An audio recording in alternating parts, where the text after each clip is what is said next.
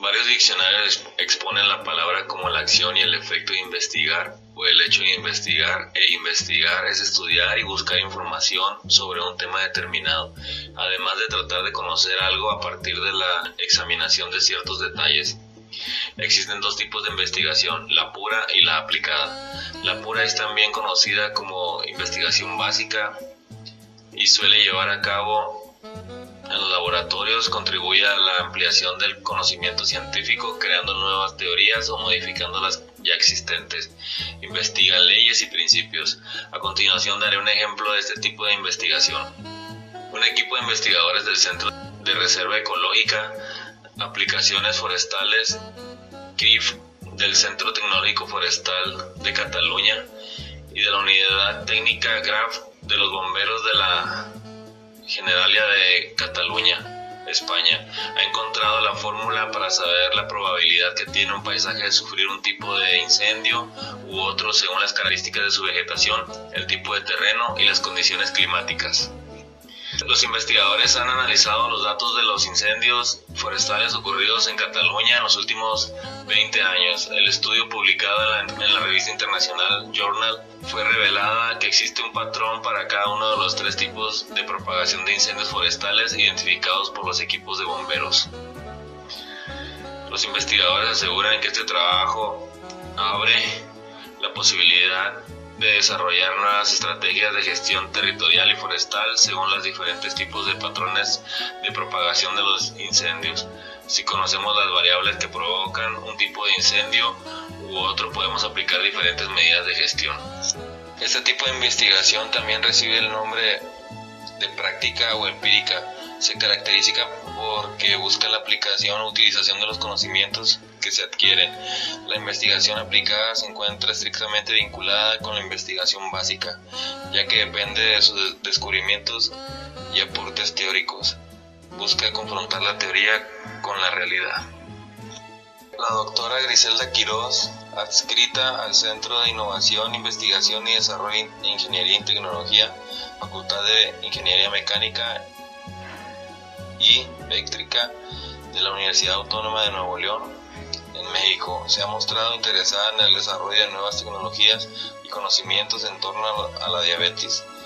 Incluso como parte de su estudio de posgrado, se centró en la creación de una bomba de insulina basada en un algoritmo de control de suministro de la hormona para pacientes con diabetes tipo 1. Ahora la investigación de la UAN está inmersa en un proyecto dirigido a pacientes con el tipo 2 de diabetes, que es la variante que más afecta a nivel nacional.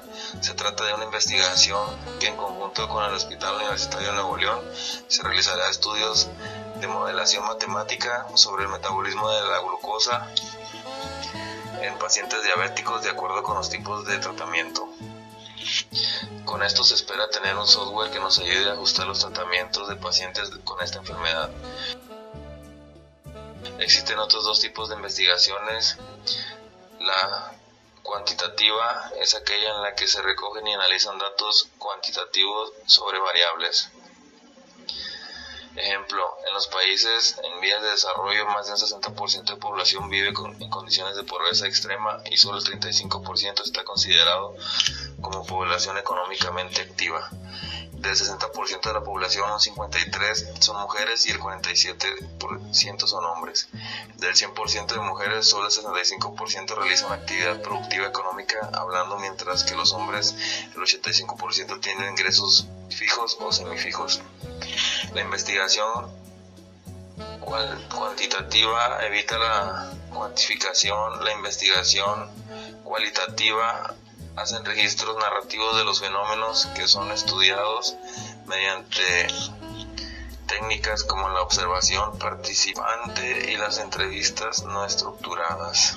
Ejemplo, la desocupación y la falta de educación académica crean un sentimiento de inferioridad y de baja autoestima en la población que la padecen. La diferencia fundamental entre ambas metodologías es que la cuantitativa estudia la asociación o relación entre variables cuantificadas y la cualitativa lo hace en contextos estructurales y situacionales. Diseño experimental, tipos y niveles. Experimentos puros, posprueba únicamente y grupo control. Diseño con preprueba y posprueba del grupo control. Diseño de 4 grupos de Salomón, serie cronológica múltiples y diseños factoriales. Preexperimental, estudio de un caso con una sola medición, pretest y posttest con un solo grupo. Cuasi experimental, posttest únicamente con 2 grupos y pretest y posttest con 2 grupos. Diseño transversal, analiza cuál es el nivel o estado de una o diversas variables en un momento dado, o bien en cuál es la relación entre un conjunto de variables en un punto en el tiempo. Transversales exploratorias, recolectan datos sobre una nueva área sin ideas prefijadas y con apertura.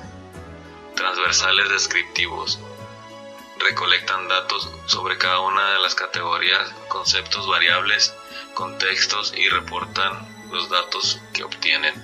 Transversales correccionales casuales.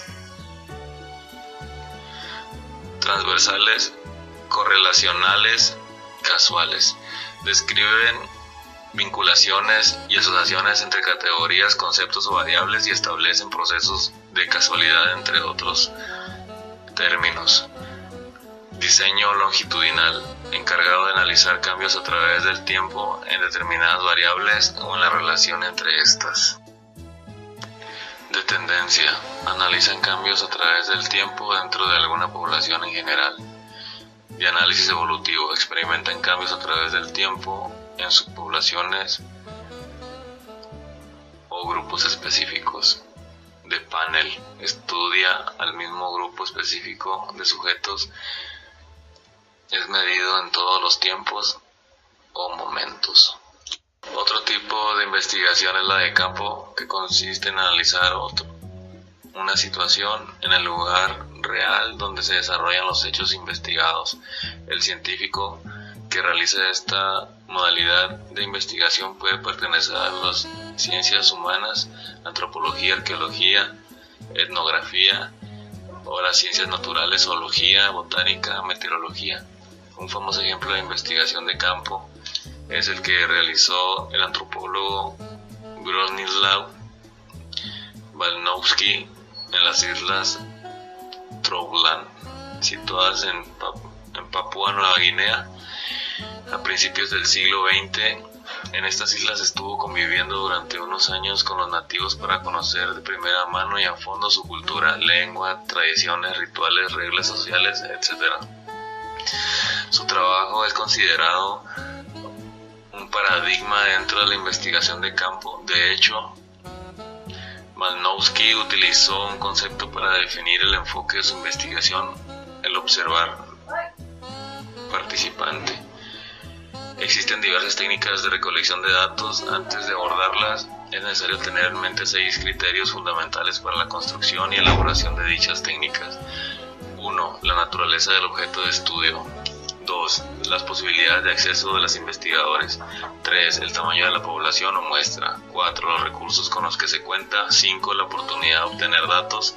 Y 6. Tipo y naturaleza de la fuente de datos.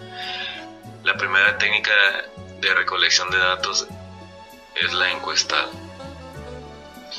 Con esa técnica de recolección de datos del lugar, establecer contacto con las unidades de observación por medio de los cuestionarios previamente establecidos. La siguiente técnica es la entrevista. Es una situación de intercambio, de interrelación o diálogo entre personas, el entrevistador y el entrevistado.